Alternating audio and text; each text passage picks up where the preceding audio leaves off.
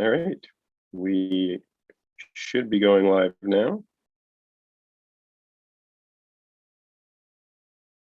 YouTube told me that live streaming is not available right now, but hopefully that was a lie. And No, we're live.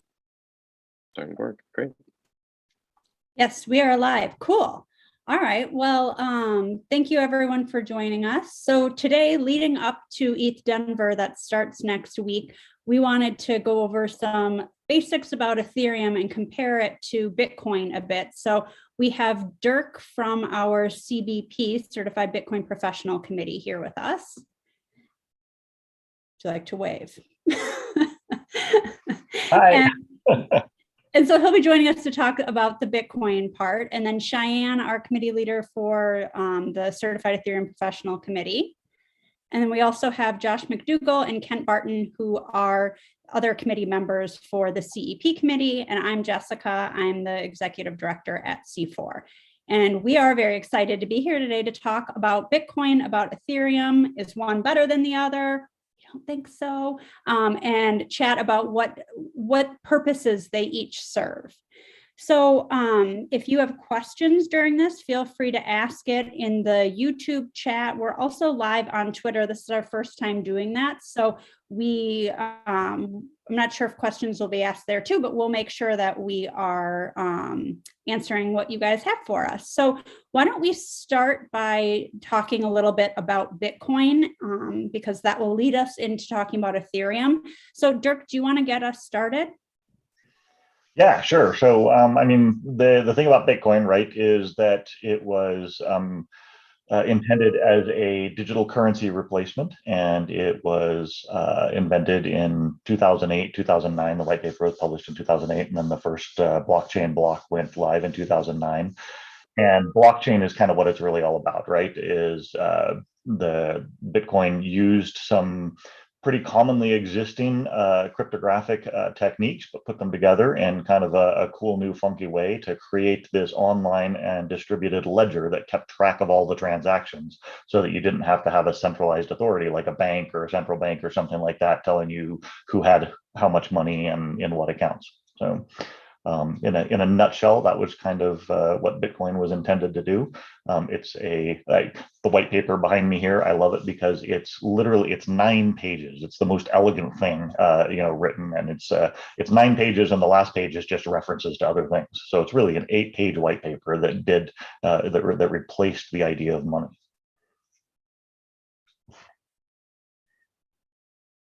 What does the CEP committee have to say about Bitcoin? And I guess I think it'd be cool too to talk a little bit about if you got into Bitcoin first or Ethereum. So take it away. Ironically, I actually bought Ethereum first when I kind of got back into it, because I mean, if we just want to like kind of start with the super high level difference, right? Bitcoin was intended as money. Ethereum was intended as a computing platform, right? Neither one of them is being used exactly as they were intended today for the most part, right? But that was kind of the original idea, is that the Ethereum was created not as another kind of money, but as a way of doing distributed computing on blockchain. And then the Ethereum currency itself was the idea was to be used to pay for that computing. Yeah, I can try to tell my story too. So at first I actually mined Litecoin and converted that to Bitcoin, because it was really hard to mine Bitcoin in 2012 with like just normal GPUs. Yeah, and I was more of a Bitcoiner till like maybe 2016 or mid 2015, when the block size debate was like going on for 2 years. And I got into Bitcoin because it was fun, and the drama of block size debate was so dragging so much that like I was seeing this Ethereum on the corner that was like, you could just do smart contracts. And I remember that when I got into that, I had no clue how a smart contract worked, and I wanted to like write kind of API to fetch a price and save it on a smart contract. And then I realized that is the Oracle problem that still today is still being solved. So that was like, still like Bitcoin is my first love in the whole space. And as Derek was saying, the simplicity of Bitcoin is what makes it so beautiful, even though there's this irony when you say simplicity of like Bitcoin, and people are still trying to figure out what Bitcoin is versus like everything else that we're talking about. It's still like one of the things that I usually like try to explain Bitcoin to someone, and if they ask like what is mining, I would say just go come back in a week and I'll tell you what is mining, because you need to like let it soak in to like see, oh, money, what is money exactly? Like that is a question that like, gets people to ask. Bitcoin was my gateway drug into crypto as well. I learned about it back in the day, and I had always kind of loosely followed the efforts to create sort of a digital cash, which they influenced Bitcoin, but hadn't really gone anywhere because they were too centralized. When I found out about it, I thought, wow, this could really change the world. I also learned about it through selling my music online, and that was sort of instructive as well, because as I started to sell my music for some Bitcoin, I realized, okay, I'm just earning this money. There's no intermediaries. It didn't amount to a lot, but it was super instructive in terms of like, this sudden use case of digital currency that I had never thought of before. Is like, wow, nobody's taking a cut of this. Nobody controls this, and because it's so distributed. I remember thinking about BitTorrent and how similar it was, because BitTorrent is, the more distributed it is, the more servers hosting files, the harder it was to take things down. So this all kind of came together. And then a few years later, I was kind of like starting, as I got deeper into it, I thought, well, gosh, you could probably put like effectively stocks and different things on Bitcoin. There was a concept called colored coins back then. It didn't really go anywhere because Bitcoin is, for better or for worse, it's more limited. We'll probably dig into that shortly. But then Ethereum was announced by Vitalik with the white paper, and it seemed very apparent that like, wow, this could really kind of build on what Bitcoin's done. So with Ethereum, we're truly standing on the shoulders of giants in terms of Satoshi and all the crypto thinkers that helped create Bitcoin. Yeah, I just want to add something to what Ken was saying there, that Bitcoin was not just came out of nowhere. Like there was like decades of like research, and there's this paper called Bitcoin Academic Pedigree, which is like goes through basically all the research done from like hashing to like even the newspaper like time locks. I forgot what they were called, but like there was like these timestamps and all these that came into what Bitcoin is. Like we have like David Shaw, which is DG Cash in 90s, and all those. And as Kent was saying, that because of that centralized power, not necessarily a bad thing to have that central control, but then government's enforcement can just take that down and the whole network would just be down. So that's one of the things we should be thinking, that Bitcoin was not necessarily the first of digital cash, because a lot of people think Bitcoin was like innovation. It wasn't necessarily a new thing. It was just putting everything together, making this bigger picture that just works. Yeah, absolutely. So why don't we talk a little bit now about how Bitcoin brought us to Ethereum, and maybe some of the steps along the way, and then we'll get more into where we're at now. But who wants to talk about how Bitcoin brought us here? I can probably jump in a little bit on some of the in-between.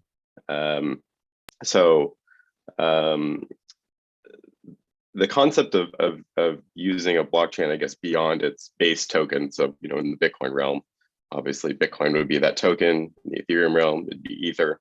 Now Ethereum is very well known for these ERC20s or different tokens that are available on it.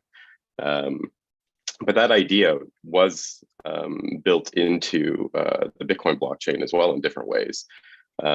First, using a concept called colored coins, where you would basically, going to simplify this aggressively, but you would say, okay, these Satoshis don't represent Bitcoin anymore. Instead, they represent this token, and you would move those Satoshis around as if they were this other token. It was a very convoluted process, though, and one of these examples still exists today. But two of the main systems were Mastercoin, and then I believe Mastercoin evolved into Omni. And you might not recognize the name Omni, but the first big asset on that was something called Tether, which might be a little bit more familiar. So something used long ago. but it was always really convoluted. And if I remember correctly, Vitalik was actually working on Mastercoin and really frustrated with the amount of processing and the amount of analysis of the chain you had to do in order to actually validate whether or not something was one of these special colored coins in a way. So, he was working on that problem. It was irritating him, I would imagine, and probably thinking, okay, well, this trying to build this within the current Bitcoin blockchain framework, and there is a scripting element to Bitcoin. It's just not very full featured, let's say. It's fairly simplistic on purpose. But with that comes limitations. So, moving beyond that, thinking how do we solve this problem in a more general way, in computing language terms, that Turing complete language, which you'll probably hear several times today.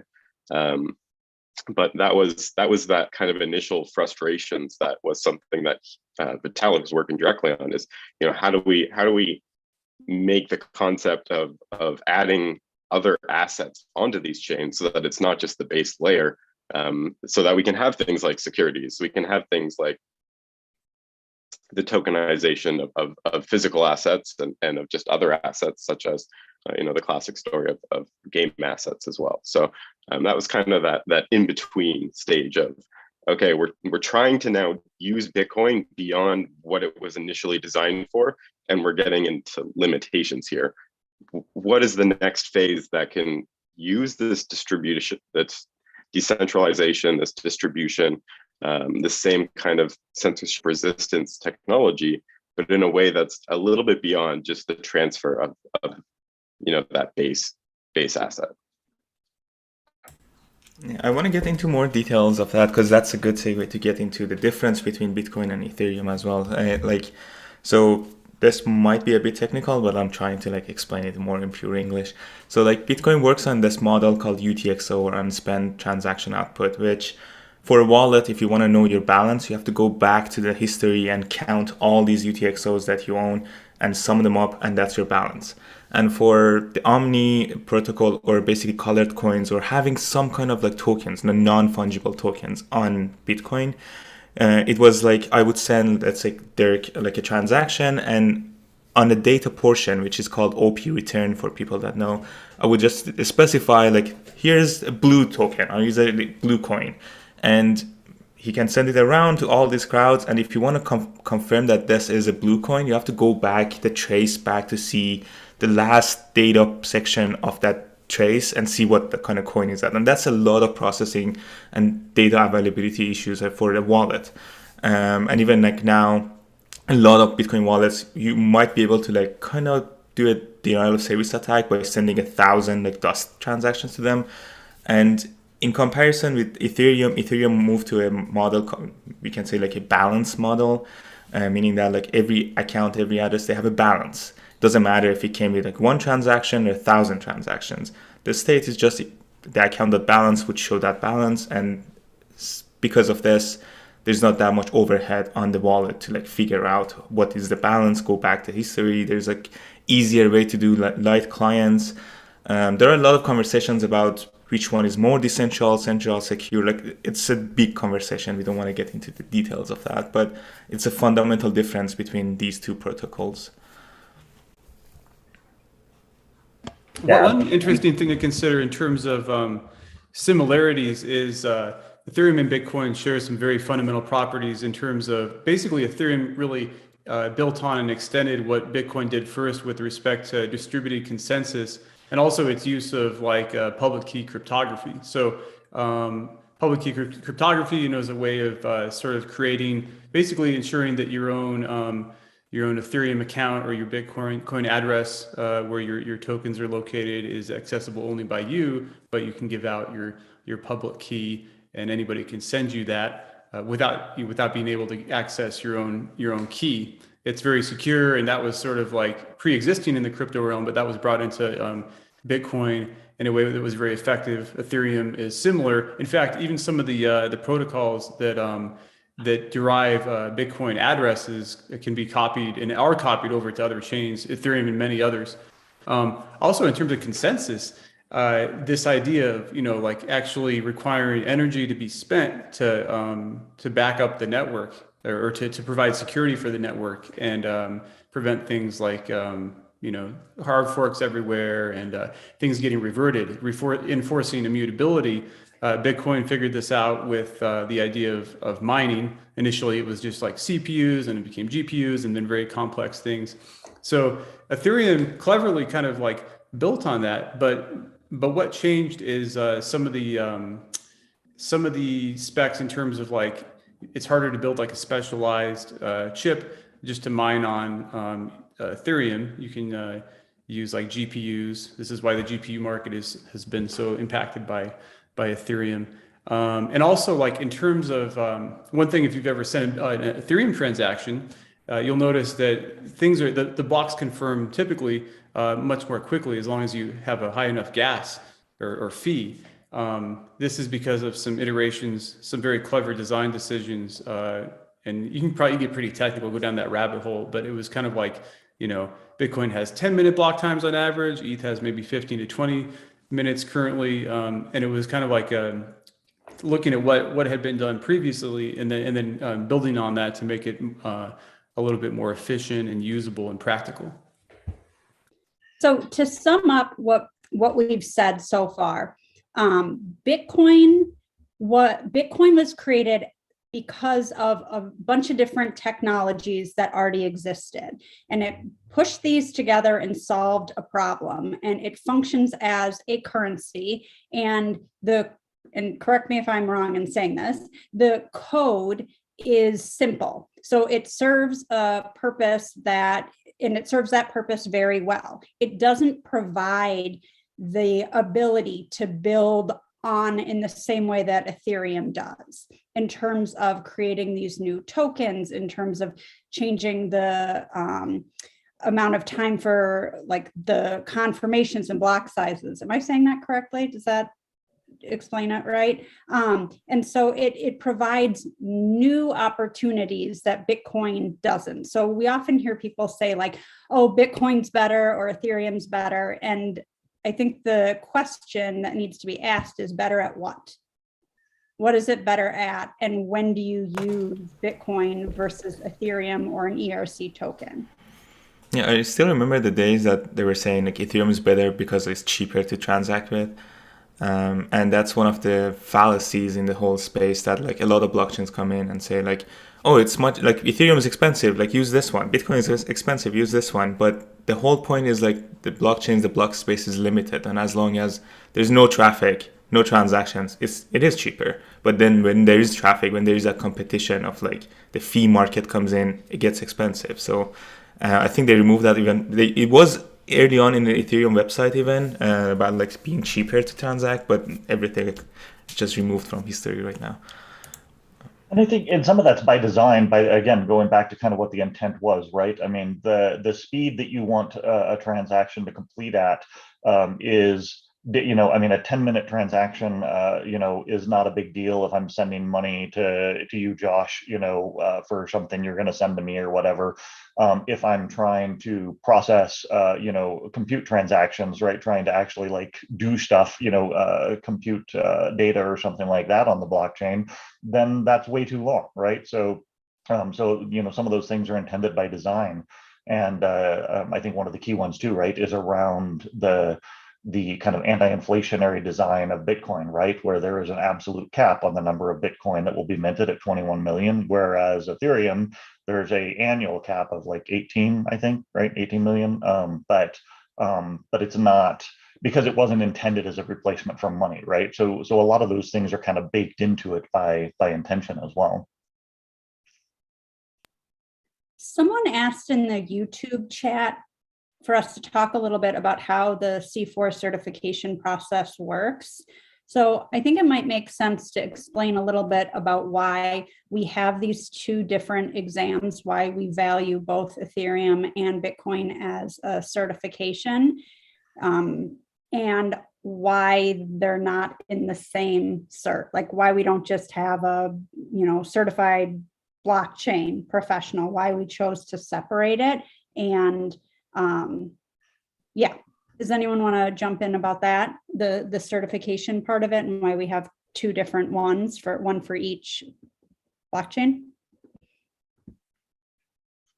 Well, I think we've touched on some of it here. I think it's you can almost look at the CBP, the Certified Bitcoin Professional, as a little bit more foundational, right? Because because in the evolution that we've kind of talked about already, right, that it kind of came first, put these things together first, and it doesn't have solidity. It doesn't have this whole programming language that can sit on top of it for writing these smart contracts that sit on the blockchain. And so because Ethereum in a lot of ways expanded on the blockchain functionality, there's a lot of stuff that you could kind of put them together and walk through the whole process, but and I think in a lot of cases for people that are just kind of getting into it, doing the Bitcoin first can be really beneficial, educationally, before you get into the CEP. The CEP, I think that I'm not disgracing my own committee when I say that the CEP is a harder exam, right? It's just because there's a greater depth of or a greater breadth of knowledge that you have to kind of address. CBP also, I mean, with Bitcoin being primarily about that movement of value, and the question that, or at least many of the themes in the CBP are also, what is that value? What is money? The history of money and things of that nature, where those questions are relevant, certainly to the CBP, but less so about Ethereum, because it's a different purpose. So the fundamental use cases of these systems are also, at least theoretically, slightly different. Just to build on what Dirk was saying about the relative complexity of both and how Ethereum is deeper in many respects. To add to that, it's also evolving much more quickly than Bitcoin. One really important difference is between the two ecosystems is Bitcoin tends to be very conservative. I think this is natural in a way because it doesn't do as much. So it's kind of by design. When changes happen, they're telegraphed years in advance and developed years in advance. Bitcoin developers tend to be more conservative, and things just don't evolve as quickly. They do evolve, but at a much slower pace. Ethereum, in contrast, is much more of like, kind of move fast and break things kind of thing. Hopefully they don't break, but tackle interesting questions very aggressively and with a lot of different approaches. So scaling is a great example. There's multiple approaches to scaling on Ethereum, and really anybody that wants to try can build a different, sort of method that uses this. And that's because the Ethereum virtual machine is just so open to different design spaces. So, with respect to the CEP, and, we're designing some curriculum to help people, study and get their heads around this. Just in terms of working on this over the past few months, there's already been new changes that we're going to have to incorporate into it. So whereas the CBP, you can be fairly sure, within a couple of years, it's going to be pretty similar, most of the content, maybe a few changes. The CEP, the fundamentals will probably remain the same, although even the consensus mechanism will be changing probably this year. And then things like scaling. So it's much more of a moving target, and that introduces some additional challenges as well. And I think actually, go ahead, Josh. I was just going to say, I mean, not to say, Bitcoin moves slow. That's certainly not a slight on Bitcoin. I would argue that that's actually the point of Bitcoin. It's very just kind of methodically moves forward 10 minutes at a time through history, and that is the point. Many people within that community and that ecosystem don't want to see aggressive change, don't want to keep up with the Joneses of all this cool tech. There is really cool advances both in Ethereum and across the ecosystem, but that's just not what Bitcoin is. Bitcoin tries to be that just extremely sound, you know what it is today, you know what it was yesterday, and you know what it'll be tomorrow. So changing Bitcoin or the fact that Bitcoin doesn't evolve a lot isn't necessarily a bad thing, but it is certainly a trait that it holds dear. Yeah, because it's, again, since it was intended kind of as a replacement for money, right? It has some very well-defined objectives to operate as a medium of exchange and a store of value. And you don't want to, you're not changing those things around a lot. Again, when you look at something like Ethereum, it's like saying that the computer has one intent, right? Your laptop has only one intent, and that's to do it. That just doesn't make any sense, right? Different people are going to use it for different things and in different ways. And I think you even see that just in the communities, right? If you go to a Bitcoin convention of some sort, right, there tends to be a lot more. The people there are they just look different, right? It's about like, it tends to be more about like finance and stuff and money and there's certainly the technology the folks there as well. But you go to a Ethereum thing like the ETH Denver conferences, it's a hackathon. It's about writing code. It's about building things and being creative in a way that I think just doesn't apply to Bitcoin. Yeah, these are great. Like, I have a few things I want to open up. So one is like as about CBP and versus CEP, as everyone mentioned here. CEP more about the fundamental, like what is money, what is centralization, what governments have control over protocols, like all these kind of questions, which was kind of a challenge on Ethereum side because we had to like go through a few of them and actually discuss if those are true or not. And it comes back to one of the fundamental differences between the developer teams and these. Like Bitcoin was kind of like dropped and worked in a decentral manner going in, and changes in a decentral team is really hard because you have to have a consensus within them and move on. And versus Ethereum, which there was like this core team saying everything's going to be transparent. There's like this EIP process, you can propose changes, and we go like, these are like the roadmap. Like we're going to have a hard fork every year doing this.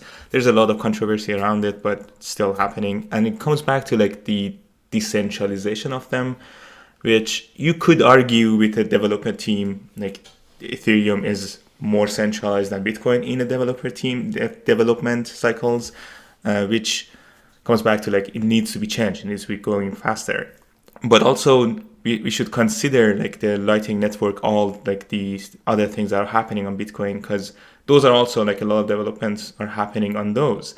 And one of the things I usually try to say that people talk about, like 10 minutes block time being so long, I'm like, you can use Lightning Networks, all other things. You don't have to go to the word court and decide on $10 transaction to like prove everyone needs to prove this $10 transaction happened. You can do the Lightning Network, and at the end, if there's any dispute, go on chain. So that's one of the other things you can do. There are some arguments that Lightning Network is not Bitcoin, all other discussions around it. But there was this other thing, and one other main difference is like Bitcoin comes from this lifelong of like cypherpunks, that the idea was like to create a digital currency that if I freeze myself in 100 years, I come back and the nation states change, I still need to have the money I had from there. Like I should not lose the money. And Ethereum doesn't follow this. I know Vitalik is a big fan of like crypto. I think I forgot what it's called, with cryptogenics, like something like this. I can't say. But it's one of those ideas, like Ethereum in 10 years, it's way different than Ethereum today. Bitcoin 10 years, the goal is to like still be similar to what it is, and you should not be necessarily active on the protocol to keep your money safe. Yeah, someone asked a question about how to prepare for the exams. And I think this speaks to what you're saying, Cheyenne, and that if you understand how Bitcoin works and you go to take the exam and you haven't studied for a while, but you still remember everything, there's less of a chance of you having questions you don't understand. Versus with Ethereum, because the technology changes so much more quickly, it's more difficult to keep up with it. And you can't just say like, oh, I learned about this a year ago and it's going to be pretty similar. It might not be. We had a situation where we're working on our certified Ethereum professional prep book, and we worked on a chapter, and then suddenly the London fork happened. What is it? EIP 1559. And it was like, all right, well, everything we just wrote about this section, about the like, we're done. We'll just start it again. But so it needs to be, material learning, the learning material needs to be updated, the exam needs to be updated more regularly, and the study process is a little bit different between the two exams. So someone asked about how the certification process works in terms of what happens after you register for it and do you have time to then study. So once you enroll in the exam, there isn't a limit on when you can take the test. So let's say you have a coupon code that you want to use before it expires. Sign up, have that coupon code, completed, get your exam, and then you can wait to take it until you feel ready. And that will vary for different people, right? Like anyone on this committee could jump in and take the CBP or the CEP exam without studying. Somebody that doesn't do this day in and day out would need more time to prepare for it and need to pay attention if there's been any recent changes that they don't know about. I hope that answers your question, M Finance. I think it might be interesting to talk about too, and so to kind of throw this out there as a question for the rest of you guys, right? I feel like one of the trade-offs of what you were talking about, Cheyenne, is that when there is conflict around Bitcoin, you wind up with a new crypto, right? You wind up with a hard fork and a bunch of the developers going off and creating something new because of that, the very difference in the structure of how they're built that you were talking about there. Yeah, but that's the beauty of this whole space, that if there is conflict, like it's a pure democratic system. If you don't like the system, just fork and do your thing. And we've seen with like the Bitcoin Cash and Bitcoin Cash ABC and SV that some of them, they don't get the network support that they need and they kind of come back. Like that chain, like I don't think any of these chains actually died, but they kind of like start like getting less support and people come back to like the other chains. And that's one of the things I love about this space. Overall, like open source software, but this is actually forking history and going another round. But you're right, yeah, that's like what happens more often. Well, it happened also with Ethereum on the ideological level with Ethereum Classic and Ethereum after the DAO hack, but it's not that common.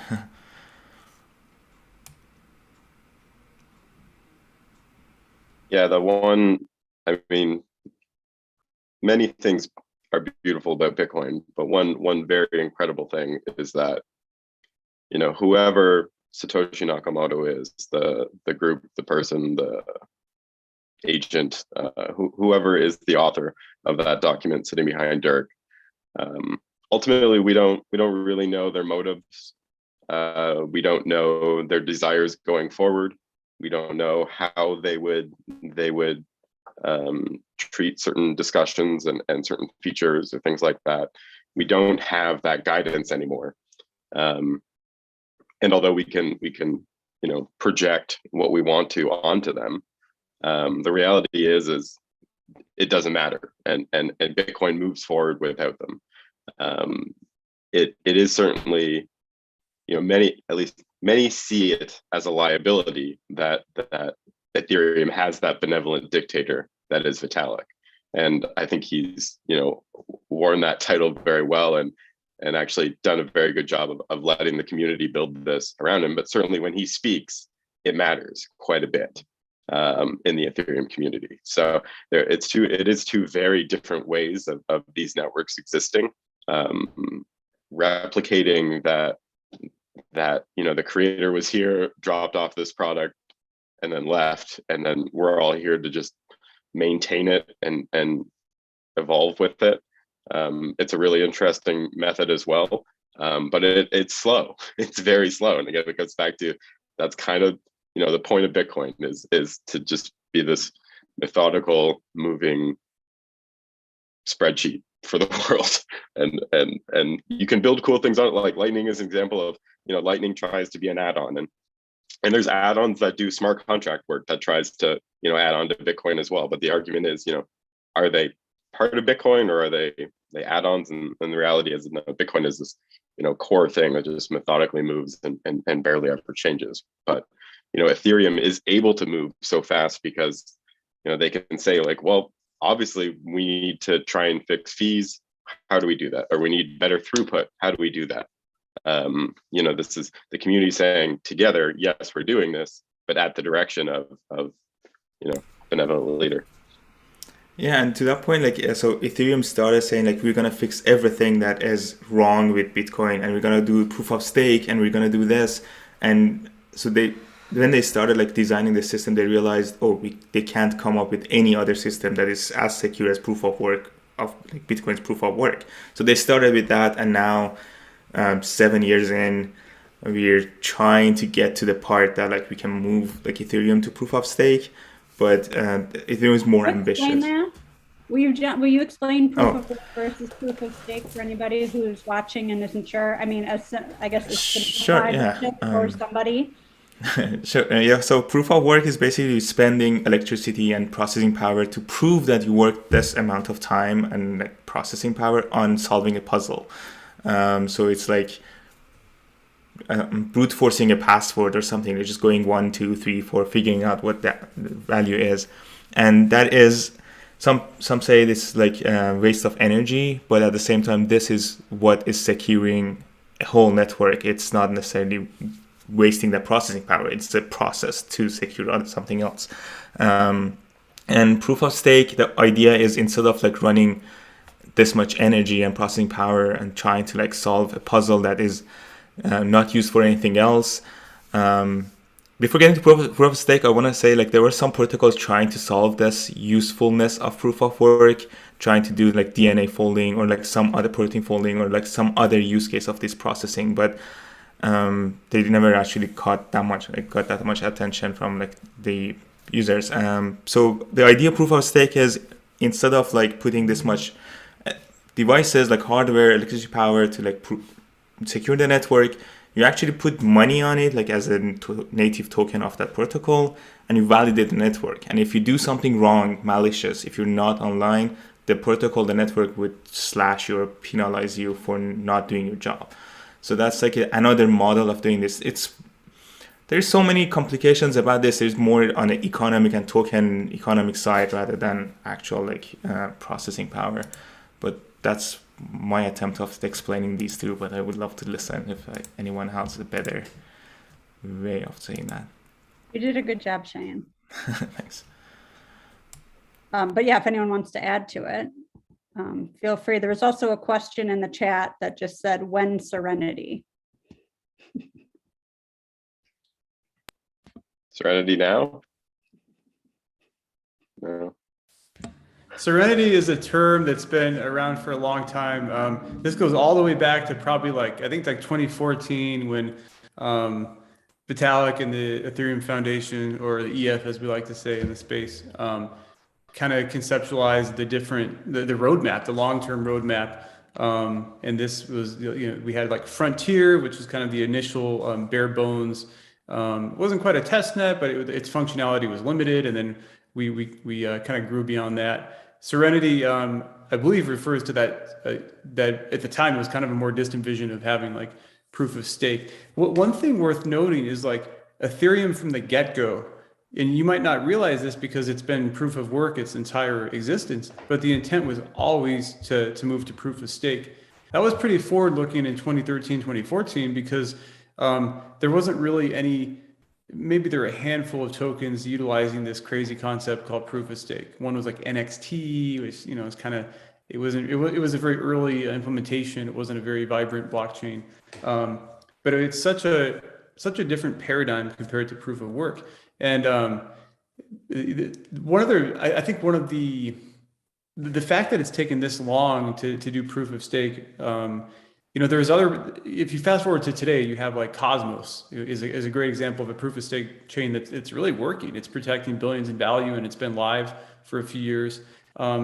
So I think the interesting thing here is like, even though Ethereum tends to move relatively fast compared to Bitcoin, with respect to these big picture foundational sort of mechanisms, the community tends to really take its time. I think that's because one, the stakes are really high. If you screw up this upcoming transition, for example, things could get from proof of work to proof of stake. Things could get very ugly.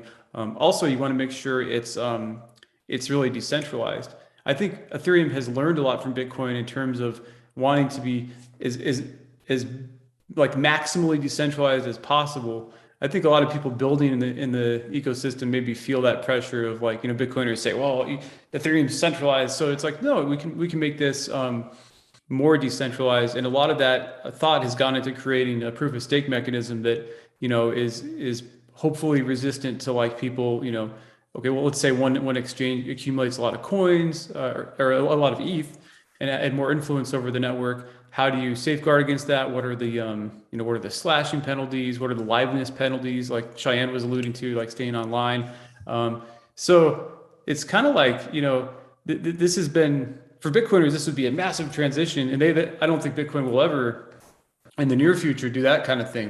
Proof of work is a way to go. But Ethereum has really taken its time to implement these changes. So once it happens, presumably in, mid this year, it will be, the outcome of a lot of work and many years of like research and test implementations. Yes, some analogy is like changing the airplane's engine while it's flying and have passengers. That's kind of like Ethereum moving that. That's why we have like this whole beacon chain on the side, like another airplane going on the side and trying to figure out can we do this yet? Yeah. It's a high risk proposition. This might also be a good point. Kent, you brought up Cosmos. We have 2 exams right now, and we have one coming out soon, the CCSSA. But just because we only have the certified Bitcoin professional exam and the certified Ethereum professional exam doesn't mean that we don't see value as an organization in other blockchains and see that there's also purposes for them as well. And so, Josh, you used Cosmos for a project you're working on, and that blockchain is more suitable for what you're doing than Bitcoin or Ethereum would be. So I think it's important to note that even though we have those 2 exams and we're talking about, Bitcoin versus Ethereum, there are other chains out there that provide value as well and do so in a different way. Yeah, absolutely. I don't, and they can correct me if they need to. I don't think anyone on any of our committees is considered, well, that's not true. There's some maxis among us, and that's fine too, to each their own. But at least no one here today is a maxi of any one particular chain. And there really are, the common saying is right tool for the job. And that's what it boils down to. And I think one of the common themes today is, these are different. And they have certain benefits because of that. Similarly, Cosmos is great for my project because of some specifics about it. And there's just, there's an abundance of amazing technology out there. C4 generally, won't start a cert until that ecosystem matures a little bit and warrants such necessity. But I think just because we don't have a cert over something doesn't mean we aren't super passionate about a bunch of different projects out there.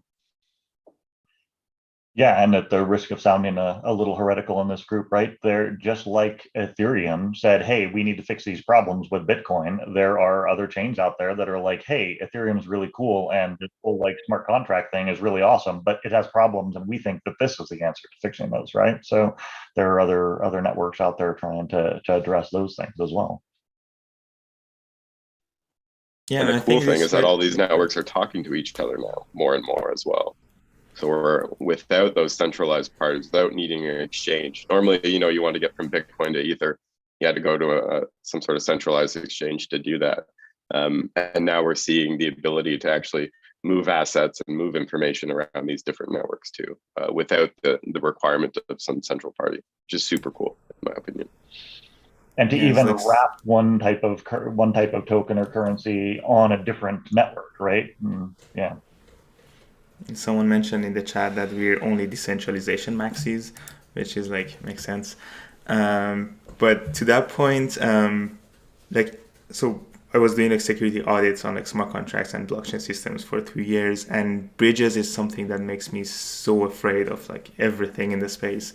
And we've seen a lot of hacks happening with bridges because it's really hard to get that right because you need to be on both sides. And most of the bridges right now, by bridge I mean the technology that is used to move assets from one chain to the other, and most of them right now they have this centralized control or servers that are listening on both sides to be able to like send them leak the funds around. Just be aware if you're like crossing chains, if there are some complications around them, and not necessarily for end users, but end users should be aware not to have extra permissions around.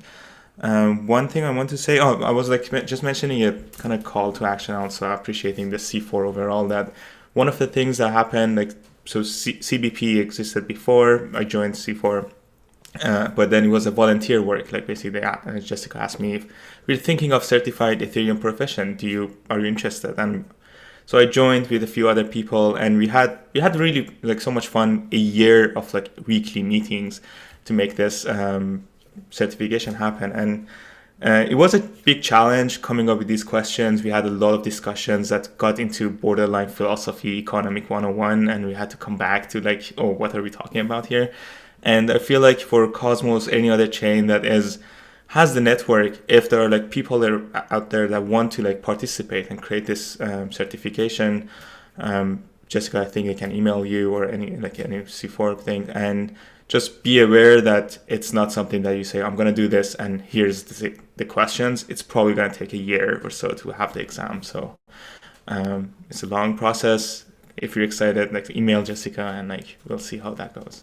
Yeah, please. You can send us an email, info@cryptoconsortium.org, or you can send us a DM on Twitter or message us here. But yeah, so we are in the process of looking into adding people to committees and creating new committees and projects where we see gaps, and getting community input, not only on these new committees and potential exams, but also getting community input on current exams. So one of the initiatives we're rolling out this year that we've talked a little bit about is CrowdQ. And the purpose of that is to have the exams more crowdsourced. So like Cheyenne said, we had a team of people that put together the Ethereum exam. The same process happened for the Bitcoin exam. But as we continue to move forward, we want to be able to have people that are a part of the community who have taken the exam and passed it say like, oh, hey, like there wasn't anything about this BIP, or I was kind of unsure about why you didn't bring this up, or this would be a great question. And then the committee,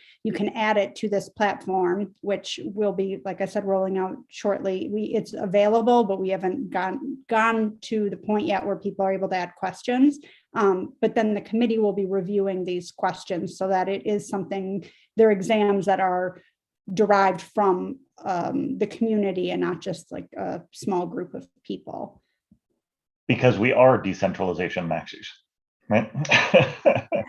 I think it's just worth pointing out there too, though, that, and I think it's kind of become obvious in all of us talking about this, and that's that you don't, that the current certifications, right, for Bitcoin and Ethereum teach you a lot that is relevant for lots of other like projects and cryptocurrencies and tokens out there, right? So you're going to get the fundamentals from those. And so if you're looking at exploring opportunities with, some particular, project that you think is interesting, this is still a good foundational education and probably covers a great deal of what you would need to know to get involved with that anyways. Also, one of the big goals we have with these exams is helping make sure that they're using this technology safely. And that's, understanding how to back up your keys and keep those safe, and understanding, what you're interacting with when you're interacting with a smart contract on Ethereum, and it kind of just gives you the ability to just improve that smell test of when you're interacting with this. And when some cool new project comes up, if you know the fundamentals of Bitcoin, the fundamentals of Ethereum, and suddenly a new project comes up that sounds too good to be true, you'll kind of appreciate why some limitations exist in Bitcoin and why some limitations exist in Ethereum. And then, if suddenly a project is absolutely destroying those limitations, it gives you that cautious eye to say, well, wait a minute, I know these two projects, which have thousands upon thousands of people looking at them every day, haven't been able to surpass that. Well, maybe I should think really critically about these claims, and maybe be a little bit more cautious. So,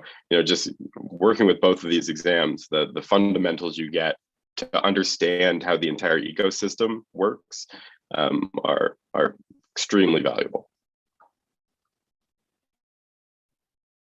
Yeah, and I think what you were touching on, Josh, in terms of how to manage your keys and how to make sure that you're using crypto in a safe way, that's something that definitely is a part of these exams and is something that we are going to continue to work on in terms of content that we're creating and potentially committees, so that there's more of a focus on the practical usage of the cryptocurrencies, so that you know how to send and receive Bitcoin. If you're sending ETH, you're not sending it to an address that can't accept ETH and that kind of a thing. And so that's another opportunity for people who understand the technology and are interested in becoming a part of what C4 is doing to reach out to us and to potentially join us. There are a few other questions. Are we ready to move on to a couple questions here? Yes. Someone's asking about Chainlink and oracles. Do we want to cover that? Just a better question, like more defined. Chainlink seems decent for oracles. No? Decent, yes. Like decentral, secure enough. There's argument how much is at stake. So this is one I of guess those. I'll just jump in quickly of what is the Oracle problem for those viewers, first of all. So if you look at Ethereum, it's this beautiful world computer, global computing power all over the place, everything executing. Turing complete, it's able to execute any problem as long as you give it enough time. But what it doesn't have is access to the real world. It doesn't have that outward layer to know that, oh, it's raining outside in Mexico City right now, or it's the price of gasoline in this European city is currently this cost. That real world context, anything outside of the Ethereum EVM, the Ethereum virtual machine, just doesn't exist. So if I'm writing a smart contract that says, hey, we're all going to put in $5 and predict that tomorrow the weather is this in this city.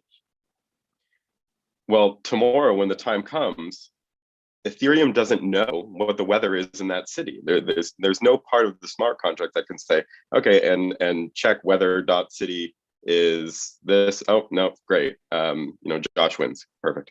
It just doesn't have that availability. So oracles are these services I'll stick with services that attempt to feed that real world data back into the EVM. So it allows you to create a feed of pricing, in which case, let's say, okay, the cost of gas over here, what's the cost of gold today? Well, bring the price of gold in. It means you're trusting that feed. So if at some point, some service likely is getting that price of gold, inputting it into the system, and somehow it's coming into Ethereum. So you're still trusting something. So that's the Oracle problem, is that real world data isn't there.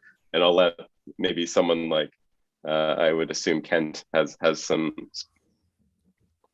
I just assume Kent has researched every single project, so I'm going to assume he's got specifics on Chainlink. So a little context: I worked on an Oracle related project called MicroTick at Shapeshift a few years ago.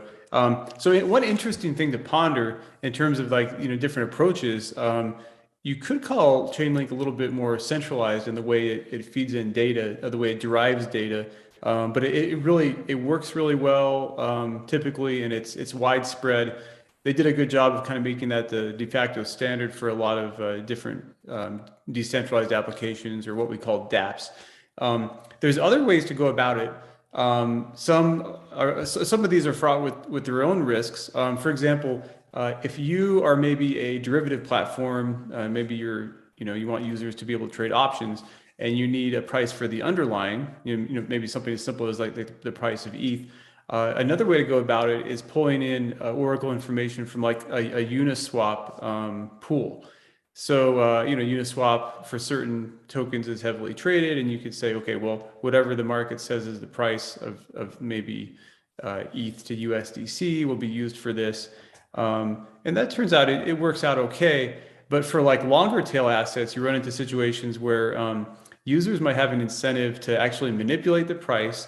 And like on Uniswap, in order to trigger something happening on the derivative side of things that's using the Oracle. So the cost of market manipulation is outweighed by the benefits of you might get from hacking this. It gets into all sorts of really fun and complex game theory.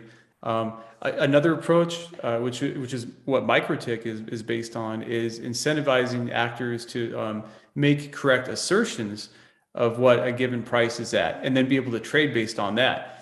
So that's kind of a different paradigm shift. MikroTik is an earlier stage kind of project based on Cosmos and Tendermint, but that's another interesting one to look into. So I'm not sure if the user had a specific question about Chainlink, but I think it's like one takeaway is like there's definitely an appetite for this. It's only going to increase as dApps get more complex, and there's a greater need to just feed in.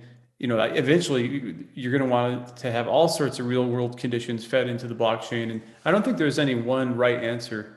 If I were like a dApp developer, what I would do is maybe try to use like a variety of them, take an average of different things just to make it a little bit more robust. But it's a fun problem to dig into. So one thing I want to say, kind of like a wrapping up as well, is during all these years, I've been in a lot of conversations about Bitcoin versus Ethereum. And in the last year or two, I just denied to go any of these talks. I was like, I don't want to explain what Bitcoin is again and like get into weird arguments. But one of the reasons I said yes to this call was like, I was pretty sure we're open to conversations, and just the idea that like, we're talking about Bitcoin versus Ethereum, and here we're talking about an Oracle on Cosmos and some other projects. Just shows how we're open to like all kind of innovations in the space, and this is more constructive conversation rather than you're bad, you're centralized, like all these kind of and like no pointers. I think like the one thing you learn frequently is decentralization is spectrum, and distribution is a spectrum, and you can certainly have opinions on where something sits and whether or not where it sits is good or bad. But they're all very fluid conversations to have. Sorry, Dirk. No, I was just reiterating what Cheyenne said earlier about, right, that's what makes being in this space and doing stuff in this space fun, right, is that it still feels like it's a little Wild West, and there's still a lot of figuring things out, and that's why things are changing so fast and why there's so many different projects, and because there's so much to be done and so much to be figured out and explored in this space that is what makes it so much fun to play in.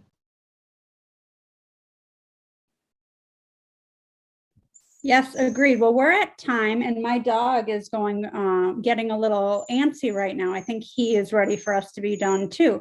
So we'll do this again, do another live stream, but we really appreciate everyone joining us both here in the video and then also in the chat asking questions. So this video will be up on our YouTube if you want to watch it. And any parting words from anyone? See you all at ETH Denver. Yeah, see you at the Denver. I'll second that. In the t-shirt. All right, take care, everyone. Hopefully we'll see you at ETH Denver, and we'll do this again soon. Bye. Bye, guys.